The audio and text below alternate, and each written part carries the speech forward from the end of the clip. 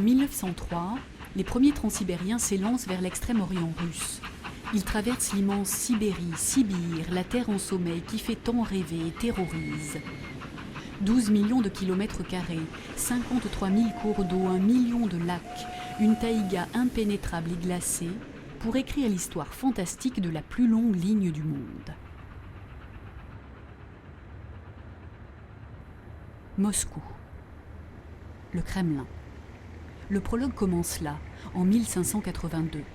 Les Cosaques offrent à Ivan IV dit le Terrible la conquête du territoire des Tatars et leur capitale, Sibir. Pendant des siècles, pour les tsars, la sauvage Sibérie ne sera qu'une terre d'exil et de bagne, une lointaine contrée méconnue et méprisée. 3 hommes réussiront à éveiller l'intérêt des Russes et des Européens pour ce continent oublié. Jules Verne, qui fera rêver les Français avec son livre Michel Strogoff et leur fera acheter sans le vouloir des emprunts russes. Sergueï de Witt, ministre des Finances, tenace et ingénieux. Il mettra en œuvre un chantier colossal qui coûtera à l'époque plus de 300 millions de roubles. Et Nikolaï Mouraviev, qui eut l'idée du transsibérien et réussira à convaincre le tsar Alexandre III de l'utilité d'une voie de communication jusqu'aux confins de son empire. En mars 1891, Alexandre III charge son fils le tsarévitch Nicolas, lors de son séjour en Extrême-Orient, de l'inauguration des travaux à Vladivostok. Ayant ordonné de commencer la construction, à travers toute la Sibérie, d'un chemin de fer qui réunira les différentes provinces de ce pays, si richement favorisé de la nature, au réseau ferré de l'intérieur de l'Empire, je vous charge de faire connaître à tous ma volonté. Outre cela, je vous charge de poser à Vladivostok la première pierre dans la section oussourienne de la grande voie ferrée de Sibérie, dont la construction est autorisée aux frais de l'État et sous la direction immédiate du gouvernement. Alexandre III.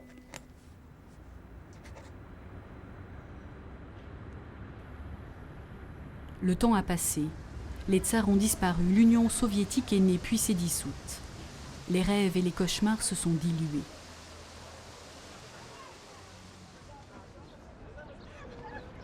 Le voyage vers la Sibérie commence ici, aux portes du Kremlin. Un bas-relief sur le sol symbolise le kilomètre zéro. Les voyageurs viennent toujours lancer une pièce par-dessus leur épaule pour que la chance soit avec eux. Qu'importe si elle est raflée par les nouveaux pauvres, de plus en plus nombreux dans la capitale. Qu'importe, le voyage commence.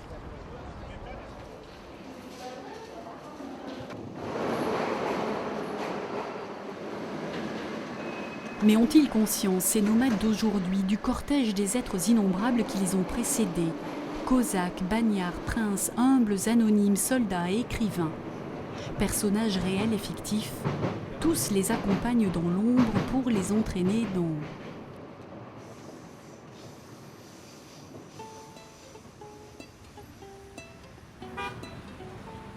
Sur la place des Trois Gares, rôdent encore, assurément, Lénine et les fantômes de la Révolution.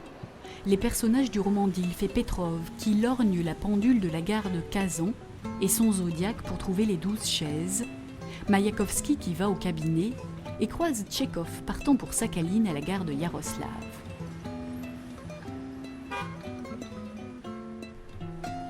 Yaroslav est la gare d'où partent tous les trains vers l'est. Le transmongolien vers Ulan-Bator, le transmandchourien vers Pékin, le transsibérien à destination de Vladivostok et bien d'autres qui sillonnent la Sibérie. Celui-ci a son terminus à Krasnoïarsk, à 4098 km de Moscou. Les Provenitsa, hôtesses et contrôleuses du train, vérifient passeports et billets et évitent que personne ne monte dans une voiture qui n'est pas la sienne.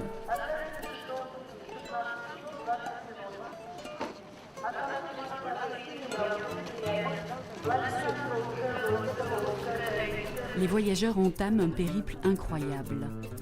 S'ils continuent au-delà de Krasnoïarsk jusqu'au terminus de la ligne, Ils parcourront 9288 km en 7 jours et 6 minutes et traverseront 7 fuseaux horaires.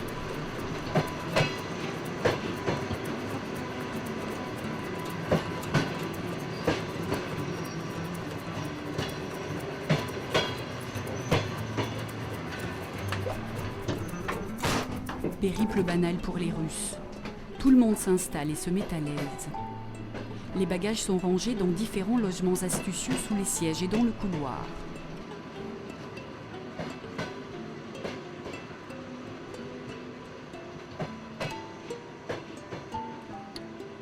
Les provodniks s'activent et apportent contre 10 roubles des draps et une serviette. La construction de la plus longue voie ferrée du monde débuta en 1892. La Terre qui sommeille fut réveillée par le Transsibérien, ce long colosse d'acier que pas un hiver, pas une guerre ni une révolution n'arrêta. Le voyageur se cale contre la fenêtre. Peut-être se prend-il pour Blaise Cendrars. Je suis en route. J'ai toujours été en route. Blaise dit, sommes-nous bien loin de Montmartre ? J'ai pitié. J'ai pitié. Viens vers moi. Je vais te conter une histoire. Dès 1894, la ligne franchit l'Oural et s'enfonce dans la taïga sans fin. Des milliers de bouleaux, des marécages, des fleuves démesurés que les premiers passagers découvriront dès 1903 et en 1905, les convois de soldats partant pour la guerre russo-japonaise. En Sibérie tonnait le canon. C'était la guerre, la faim, le froid, la peste et le choléra. Blaise dit, sommes-nous bien loin de Montmartre ? Dès que le train s'arrête, des vendeurs s'empressent sur le quai pour vendre toutes sortes de denrées, un petit commerce qui permet de vivre. Les trains doivent faire des milliers de kilomètres par tous les temps. Le Transsibérien va avaler plus de 9000 kilomètres d'une traite. Des hommes et des femmes le bichonnent. Une employée vérifie l'état des essieux comme on le faisait il n'y a pas si longtemps en Europe.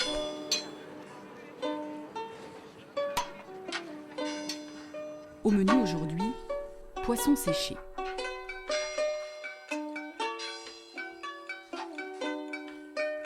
Rien à voir avec le restaurant et les wagons luxueux du premier transsibérien construit en France. Vaisselle de Limoges, verre en cristal, une merveille montrée à l'exposition universelle de Paris en 1900. De quoi faire rêver les voyageurs immobiles de Paul Morand. Malheureusement, ce train sorti des ateliers de Saint-Denis ne roula jamais en Russie. Des toiles peintes déroulées contre les fenêtres donnaient l'illusion du voyage. Dans les transsibériens d'aujourd'hui, le restaurant n'est pas classe et les cuisiniers proposent surtout des borshs et des plats simples. Toutefois, ces repas restent chers pour la plupart des Russes qui préfèrent acheter sur les quais. Вот так и живем, так и работаем. Мотаемся туда-сюда.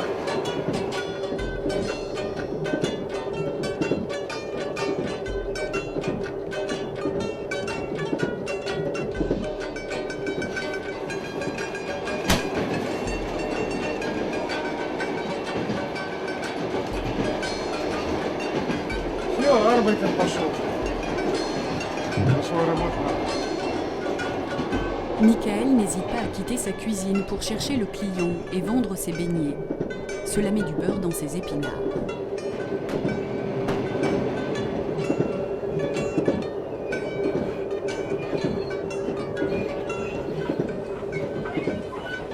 Si pour les étrangers le voyage est fascinant, pour les Russes c'est long et ordinaire.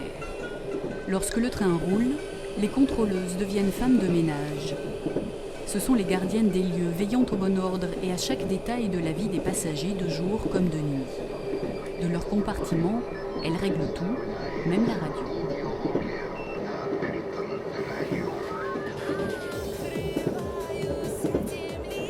On peut baisser le volume si on trouve insupportable le défilement de la taïga sur fond de tubes sirupeux, toujours présents dans les trains russes.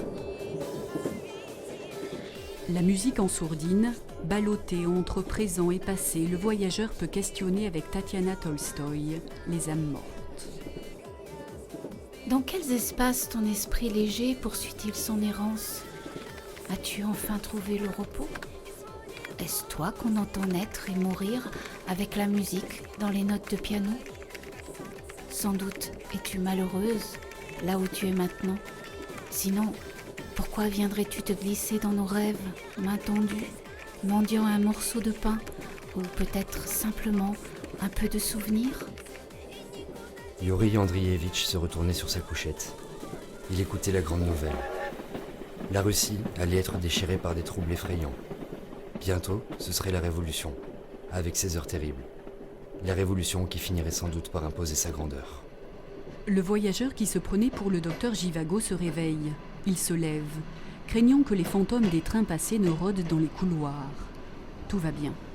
Dans son compartiment, la Provenitsa est en train de noter, grâce aux billets récupérés, chaque descente de passagers qu'il lui faudra réveiller.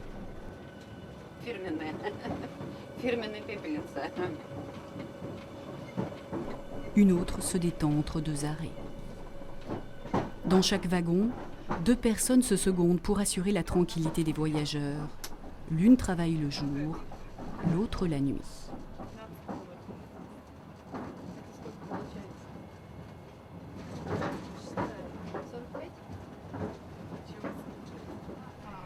Le prochain arrêt se profile. La pause se termine. С флажками пойдем на улицу сейчас. На станцию пойдем.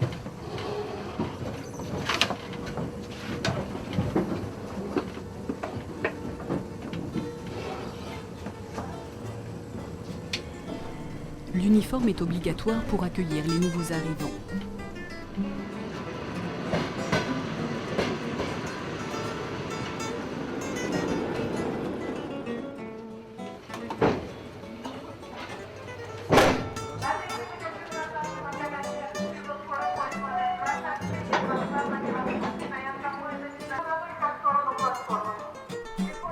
Chaque arrêt est l'occasion de faire une petite toilette, de garder propre le colosse que les poussières et les neiges d'un si long chemin salissent. Veillez à ce que rien ne perturbe le prochain départ.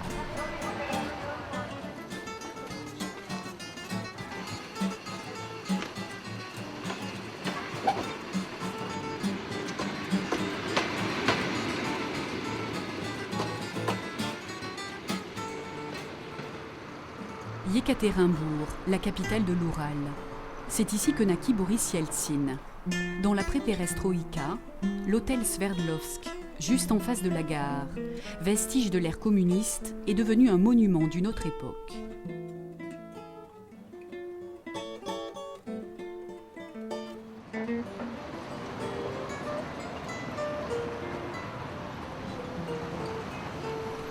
La ville ne connaît plus les heures glorieuses d'une industrie dynamique tournée vers l'aviation et l'armement, après que le transsibérien, durant la Deuxième Guerre mondiale, ait apporté ici, à l'abri, des centaines d'usines démontées.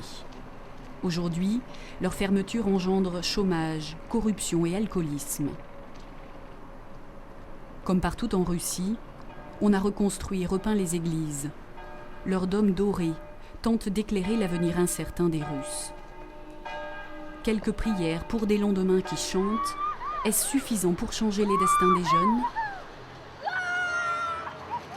Comme à Moscou, des grands magasins se sont ouverts depuis la chute du mur.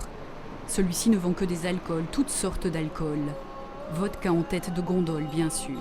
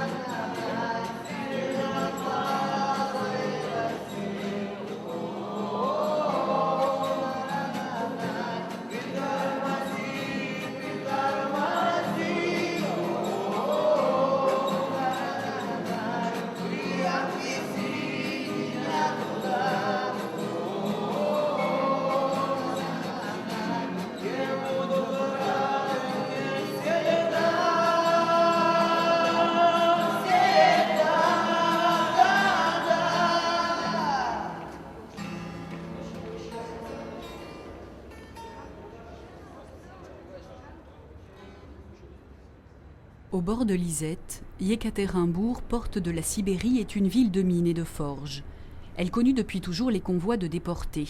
À pied ou par bateau, ainsi dériva un long courant de pauvres êtres, intellectuels et princes encombrants, écrivains comme Dostoïevski, travailleurs forcés. Tous franchissaient les montagnes pour aller se perdre dans le terrain le plus vague du monde. Le symbole de la Sibérie est la fleur de pierre qui réunit toutes les richesses de ce territoire. Pierre le Grand fut le premier à considérer l'Oural, frontière entre l'Europe et l'Asie, comme la pierre la plus précieuse de la couronne russe. Il l'offrit à sa femme Yekaterina en donnant son nom à la ville. L'écrivain Bachov la décrit comme la fleur porte-bonheur à ceux qui la cherchent. Sans doute est-ce pour cette raison que les mariés viennent se faire photographier près de la grande pierre et de la statue du fondateur de la ville. Pourtant, c'est surtout la révolution de 1917 qui estampilla Yekaterinbourg d'un sceau indélébile et terrible, l'assassinat de la famille impériale. À partir de 1917, les trains de la peur s'ébranlent.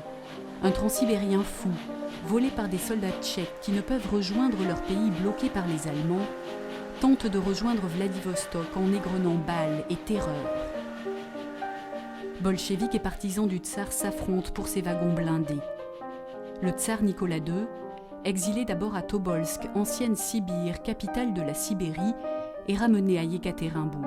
Mais craignant que les Tchèques ne reviennent sur leurs pas et ne le délivrent, les bolcheviks l'assassinent, lui et sa famille, le 16 juillet 1918.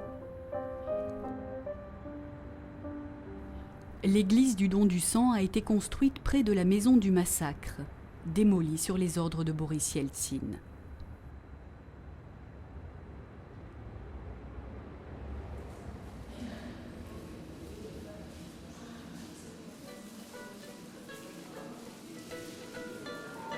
Le Baïkal Express emporte vers Irkoutsk les voyageurs vivants et les morts accrochés à leurs semelles. 2284 km d'une ligne construite au cœur d'une taïga inhabitée et hostile, dans la glace des hivers et la fournaise des étés. Et l'avance perpétuelle du train. Tous les matins, on met les montres à l'heure. Le train avance et le soleil retarde. Le train tonne sur des plaques tournantes. Et mes souvenirs, le train roule.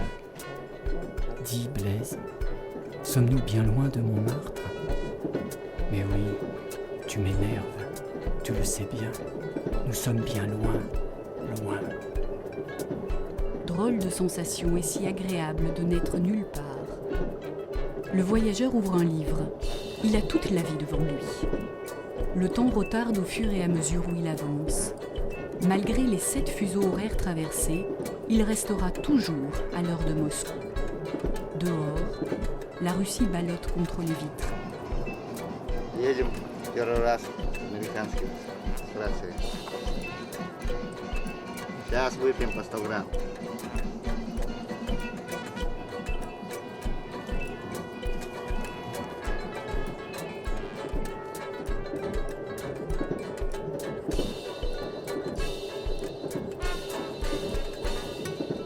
Les souvenirs et les duretés de la vie sont chassés en partageant avec les autres une collation de poisson et quelques verres de vodka.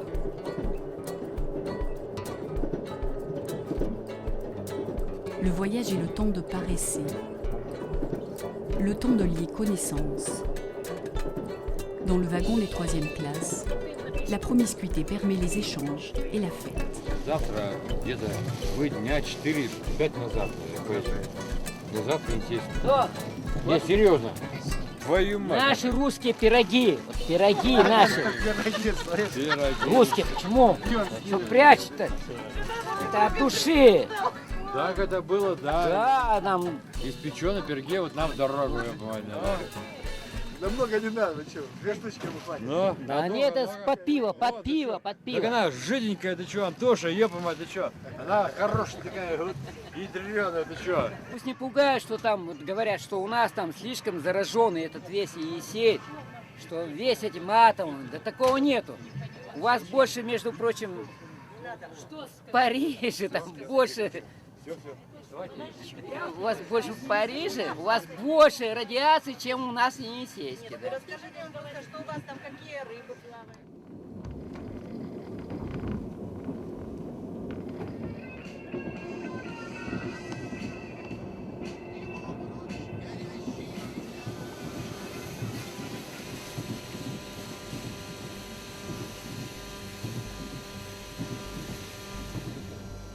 Par ennui parfois, un homme écrit, dessine comme le soldat de Gerasimov. Comment dessiner l'attente? Une ligne droite illimitée qui ne s'appuie sur rien? Sur la feuille, il ne reste que le souvenir. Blanc et carré. Mais il pourrait y avoir un dessin. Un chat ou un chien. Ou un enfant et une maison. Mais on a commencé à tracer une ligne. Maintenant, on ne peut plus s'arrêter. Le train suit l'ancienne route qu'on appelait Vladimirka ou le tract qu'empruntèrent les bagnards et Tchekhov en route vers Sakhaline. Cette veine minuscule, qui deviendra artère grâce à la voie ferrée, est le seul lien unissant l'Europe à l'Asie, la seule voie par laquelle, prétend-on, la civilisation s'écoule en Sibérie. On lit encore, on boit, on mange, on joue.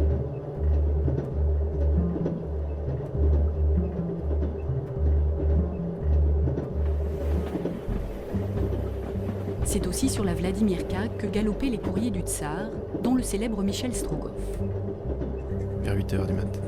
Merci. Vers 2h du matin, une double rangée de lumière étoila le sombre horizon dans lequel se confondaient les deux rives de l'Angara. À droite, c'étaient les lueurs jetées par Irkoutsk. Michel Strogoff n'était plus qu'à une demi-verste de la ville. Enfin, murmura-t-il.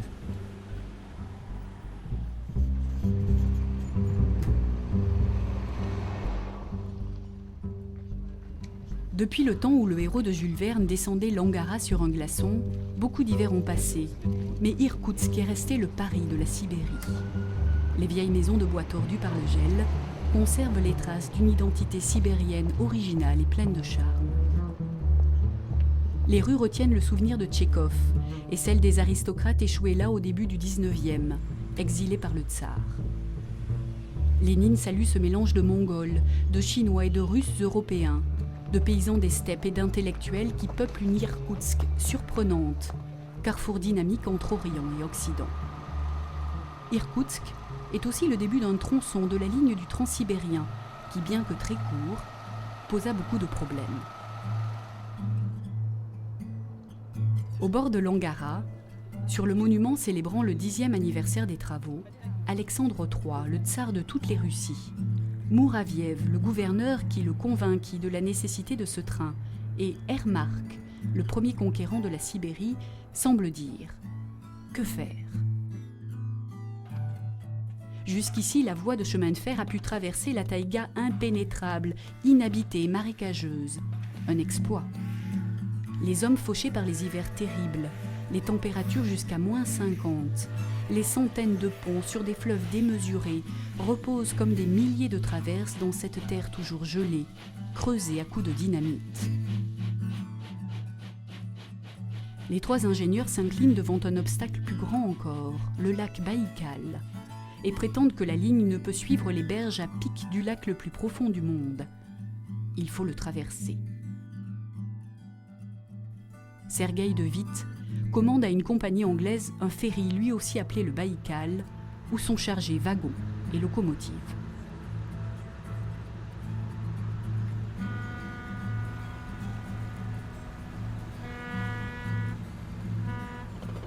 Un deuxième brise-glace, l'Angara, lancé un an plus tard, en 1901, arrivera lui aussi en pièces détachées.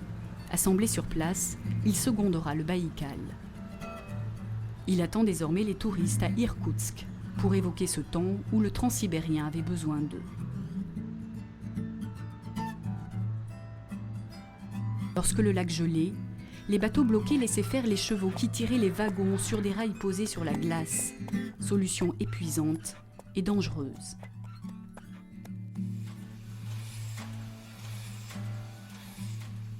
Les Russes se résignèrent à construire la ligne impossible le long du lac Baïkal. Longue d'à peine 90 km, Elle nécessita 31 tunnels et des dizaines de ponts et l'aide d'ouvriers italiens. Elle coûta une fortune. Partout, la construction de la ligne fut un enfer. Ici, les pauvres diables qui se battaient contre l'hiver, les étés brûlants, les moustiques assurèrent un travail de titan en luttant contre la montagne. Leurs prières dans le wagon-église qui les suivait partout n'ont pas éveillé la clémence des dieux et ne les ont guère sauvés de la mort.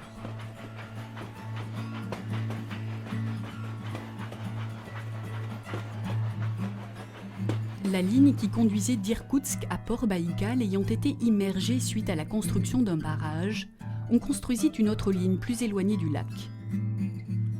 Aujourd'hui, plus aucun train ne flotte sur cette mer bleue. On dit qu'une locomotive gît par le fond. Le premier brise-glace l'a rejointe, coulé par les Japonais lors de la Deuxième Guerre mondiale.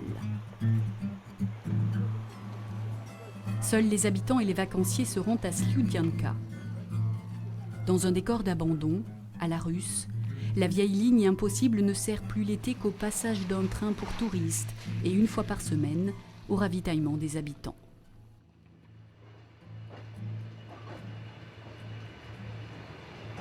Gare d'Irkoutsk. Un train part vers l'est, vers Ulan-Ude.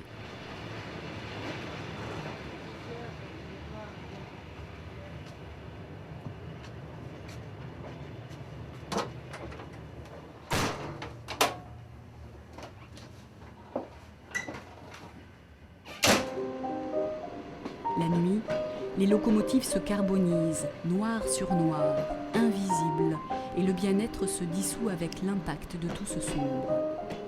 On plonge dans les lignes de vie disparues.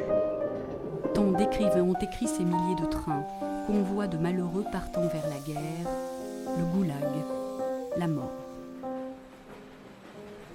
Le train fonçait vers le pont avec un grondement régulier. Un coup de sifflet.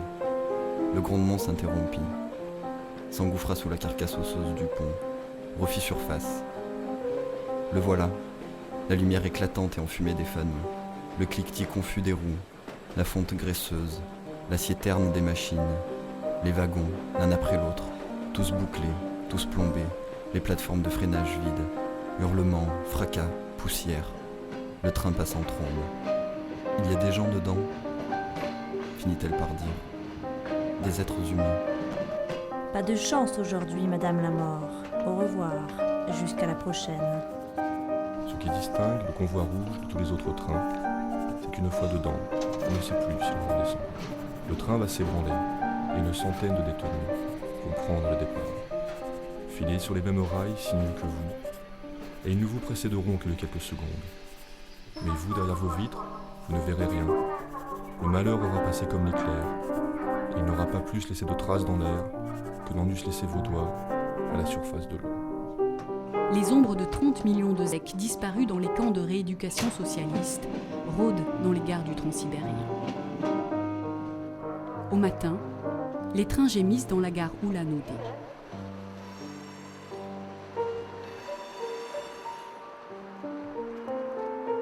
La Sibérie fut peuplée de force par les tsars et les pères de la Révolution. Les forceps de l'histoire laissent des crampes, des malaises, des aspirations au bonheur, lourdes comme une tête de Lénine.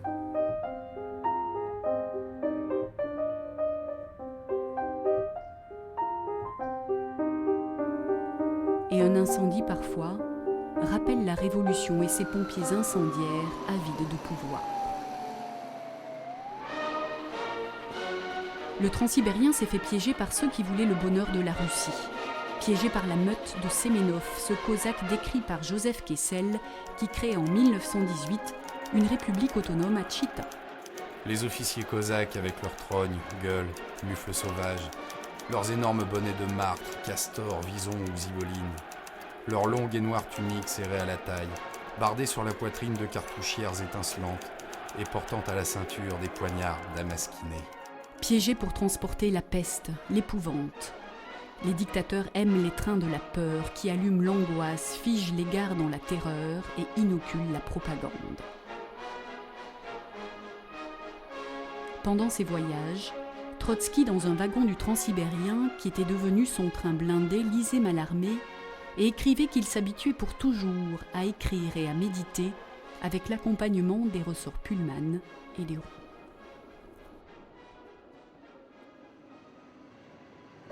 Venu de Moscou, le Rossia, le seul vrai transsibérien, quitte Ulan-Ude après un arrêt de 15 minutes et poursuit sa route vers Vladivostok.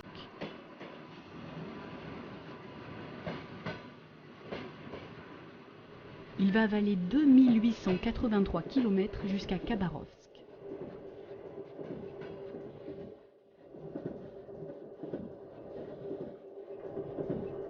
Les voyageurs passent le temps comme ils peuvent. Depuis 5 jours, certains se sentent comme chez eux.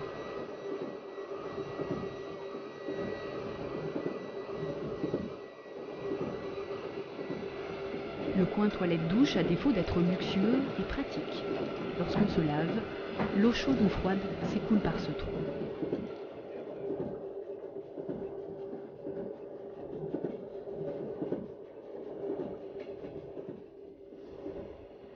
On raconte que le transsibérien passe toujours et que malgré les obstacles, il parvient à ne pas avoir beaucoup de retard au terminus, et même pas de retard du tout. On raconte aussi des histoires terrifiantes, comme celle de ce conducteur de train qui descendit de sa locomotive pour déblayer la neige et se fit manger par les loups. Lorsque derrière sa fenêtre et ses rideaux frémissants, le voyageur se laisse balloter dans le roulis agréable du train, les orteils en éventail et le corps détendu, il se surprend parfois à un frisson de paix.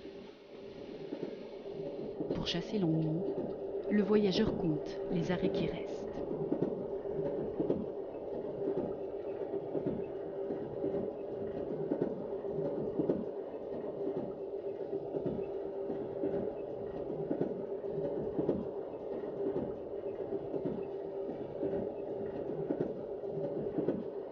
La monotonie des paysages crée les mirages. Corto Maltese s'accroche aux vitres. Un instant, les balles ricochent, bolcheviks et partisans s'affrontent. Rouges et blancs se battent de chaque côté des rails. Les rumeurs des révolutions glissent sur les rails et poursuivent le train qui s'échappe.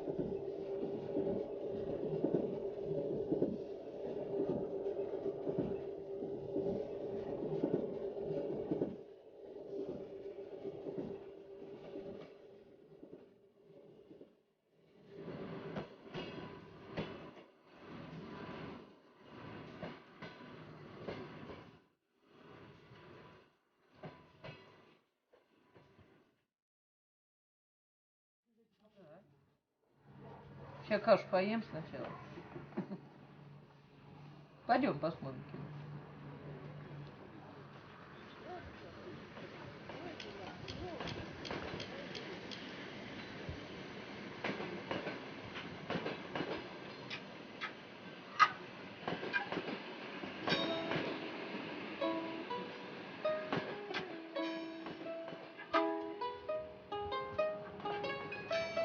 А кто ж его знает, что они там делают? Убрали, нет? Все, белый флаг вот выкинули. Сдаются.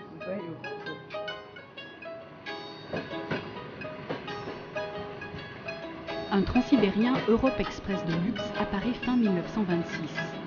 Mais chaque tentative de la compagnie des wagons-lits avorte. Les Russes n'aiment pas les trains étrangers sur leur territoire. Difficile de les envahir. L'écartement des rails russes est plus large que celle du reste de l'Europe, 1,524 m pour 1,435 m, ce qui autorise des voitures plus grandes et donc un peu plus spacieuses. Cet écartement empêcha les trains d'Hitler d'envahir la Russie. La ligne est électrifiée dans les années 60. La locomotive perd son panache de vapeur blanche, devient un diesel électrique. Ce qui n'est pas simple dans un si vaste pays soumis à des réseaux électriques différents qui obligent des changements de locomotives dans les gares.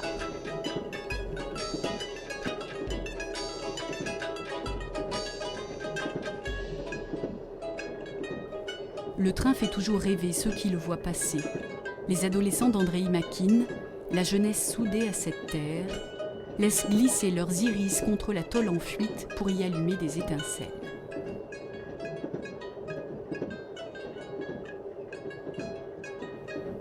confort calfeutré que je devinais derrière les vitres éclairées me fascinait. Quels êtres mystérieux abritaient-ils ? Je parvenais de temps en temps à fixer une silhouette féminine, un couple assis derrière une petite table avec 2 verres de thé, parfois même une ombre étendue sur sa couchette.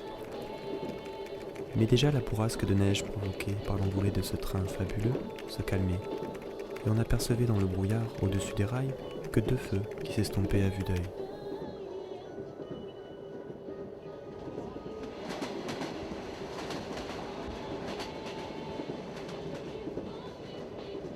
Le fleuve Amour apparaît soudain. Les mots de Tchekhov s'imposent. Je suis par ailleurs tout à fait incapable de décrire quelque chose d'aussi beau que les rives de l'amour. Je déclare forfait devant elles. Je reconnais ma petitesse.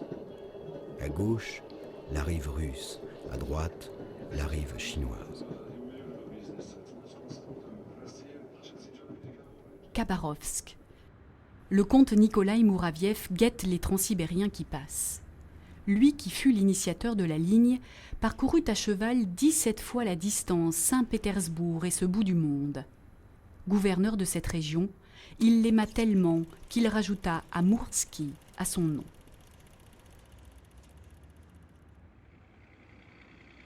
Frontière avec la Chine, le fleuve est une voie importante pour les cargos transportant l'or vert, le bois de la taïga, l'or noir et tous les autres ors de la Sibérie et de moins précieuses marchandises.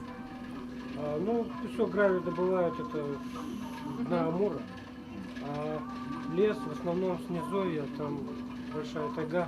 В 60-е годы воду пили прям с Амура. Прям кружка черпаешь, с дедом я ездил на рыбалку, да, в 4 классе учился. Прям за борта черпаешь и пьешь воду. А сейчас пить ее нельзя, только через честные фильтрации.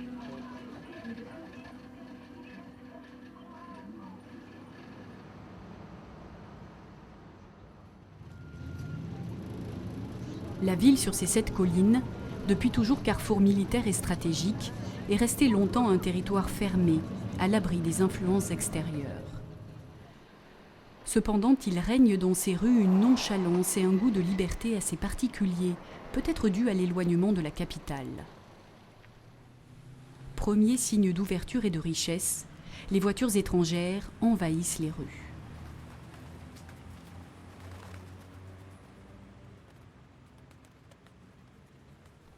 Le capitalisme s'immisce dans le dos de Lénine. La société se privatise.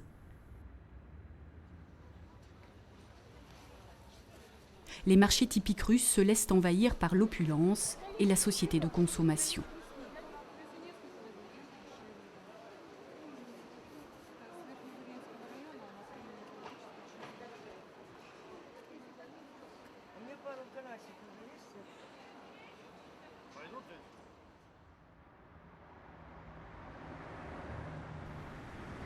La ville se modernise rapidement.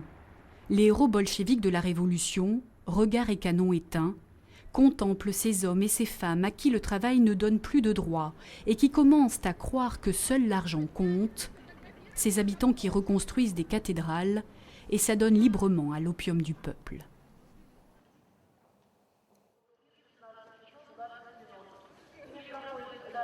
Dans la gare, une provonista bichonne le géant assoupi. La ligne ossourienne, longue d'à peine 800 km, est le dernier tronçon à parcourir avant Vladivostok. La ligne, même si elle est jalonnée par une cohorte de tombes, est aussi une ligne de vie, une liaison, une soudure entre les différentes régions de cette immense Russie.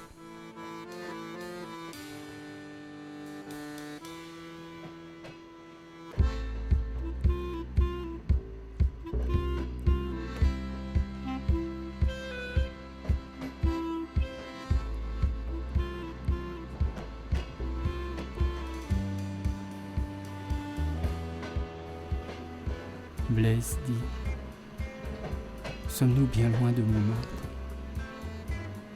Nous sommes loin, Jeanne. Tu roules depuis 7 jours. La pluie qui tombe, la tourbe qui se gonfle, la Sibérie qui tourne, les lourdes nappes de neige qui remontent et le grelot de la folie qui grelotte un dernier désir dans l'air bleui. le train palpite au cœur des horizons plombés et ton chagrin ricane.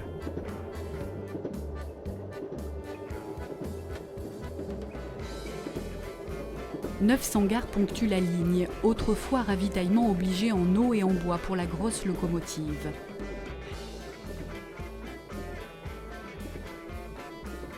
Comment imaginer que chaque ville, chaque gare où s'arrête le transsibérien fut un ostrogue minuscule, un fortin pour abriter les ancêtres de ces voyageurs, cosaques de la conquête sibérienne et premiers colons.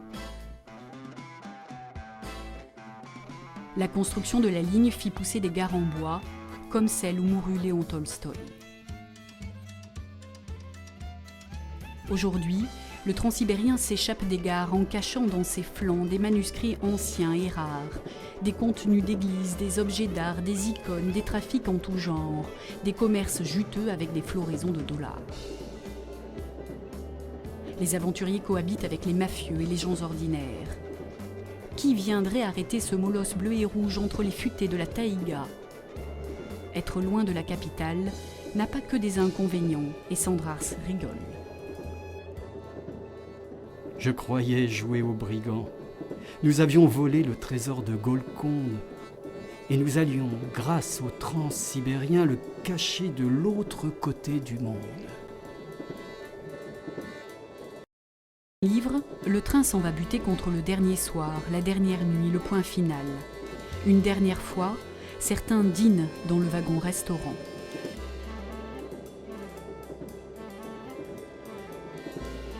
Délaissé par les voyageurs, le serveur s'amuse tout seul à faire la guerre.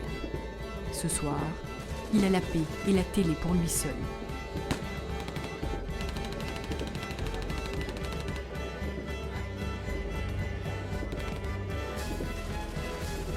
La fête est ailleurs. Что ты меняешь? Оставь, ну что ты, блин, в натуре, а? По-русски как разговариваю. Вот, s'il vous plaît, пожалуйста. Le champagne géorgien coule à flot, chaud et mousseux. Ой, я во Францию еду, ребята! Присаживайтесь. Плиз, плиз. Я уже на русском, французском, иностранном. И меня зовут Ирен. Grâce à l'alcool et au dictionnaire, on arrive à se comprendre. А вот лет я вспоминаю теперь. Вот, блядь, забыл, когда мы. Опять все записывали. Я, например, не учила вообще даже. Я учила, я. Немецкий, блядь, никакого.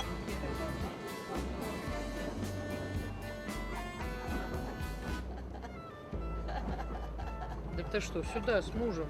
Сюда. А что он делает? Сказал бы. А он что делает? Что делает? Работает тоже, командировка мотается. Ну ты зря, конечно, сюда пошла. Ты, я б тебе честно сказал, я своих детей близко к железной дороге. Но у меня водитель кадров работал, я ее отсюда.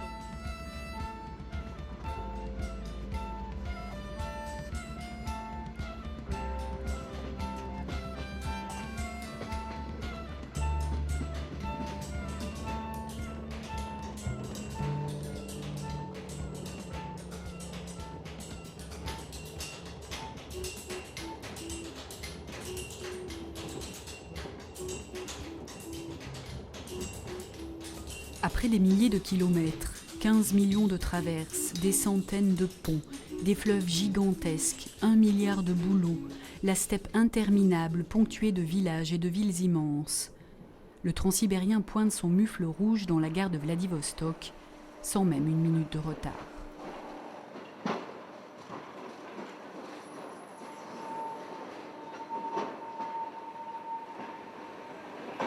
Il colle son long corps de ferraille grinçante contre ceux qui l'attendent sur le quai.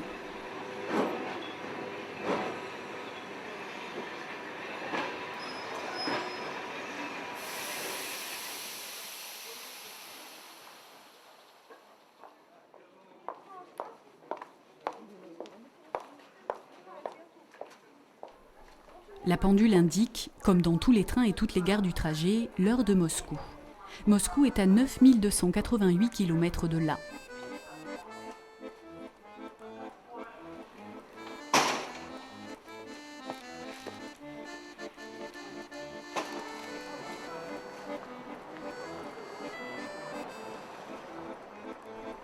Vladivostok, un nom qui fait rêver.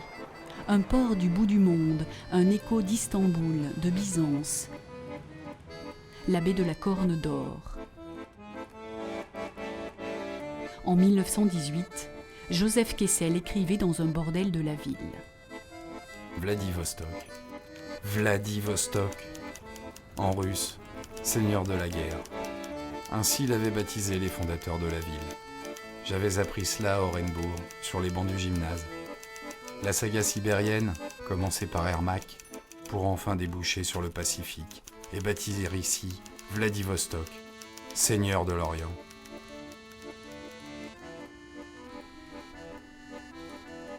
Au début du XXe siècle, certaines locomotives du Transsibérien arrivaient par la mer en pièces détachées. Elles étaient assemblées ici, dans le port proche de la gare. C'est ici aussi que la première pierre de la ligne fut posée par le dernier tsar de toutes les Russies, Nicolas II. L'inauguration des travaux se déroula le 31 mai 1891.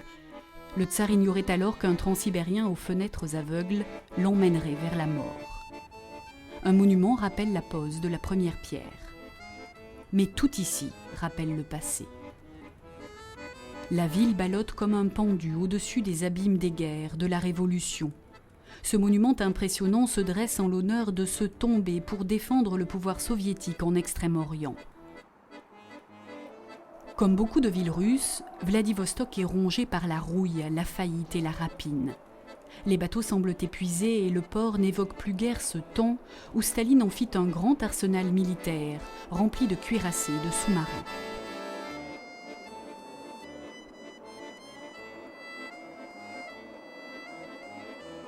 Près de la forteresse, aujourd'hui musée, un canon veille comme au temps des batailles.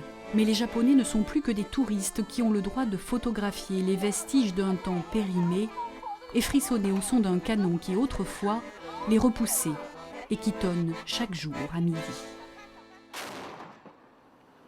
Les temps modernes sont difficiles dans ce fossé entre communisme et capitalisme.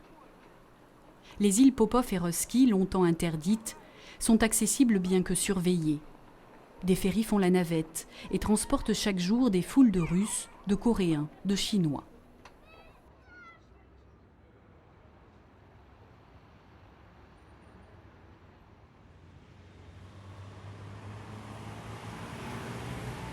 Personne ne s'occupe plus de Lénine, qui désigne le Japon de son doigt de bronze. Les temps sont à la paix, au voyage. La gare, réplique plus modeste de la Yaroslav de Moscou, égrène les voyageurs en partance. En 1994, Solzhenitsyn retrouva la terre russe. Peut-être s'est-il assis dans ce hall sous la fresque du plafond qui raconte toute l'histoire du Transsibérien. Combien ont noirci des calepins avec des mines trempées dans le sombre des orages. Car ils ont tant fait écrire les Transsibériens. Celui-ci, l'un des premiers, ancré sur sa voie de garage. Le mythique avec son étoile rouge comme un œil de cyclope, et bien d'autres.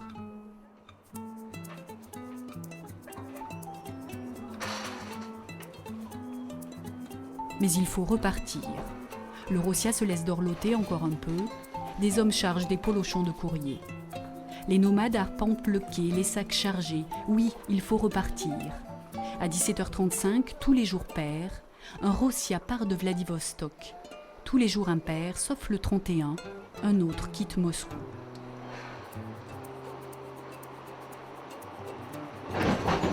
Le Rossia s'ébranle, rompt les amarres. Le colossal métronome de Toll reprend son mouvement. Il emporte les mêmes Provenitsa pour 7 jours. Le fantastique balancier va érafler encore une fois le pays le plus grand du monde, entraînant dans son sillage depuis plus de 100 ans 1000 échos de Transsibériens.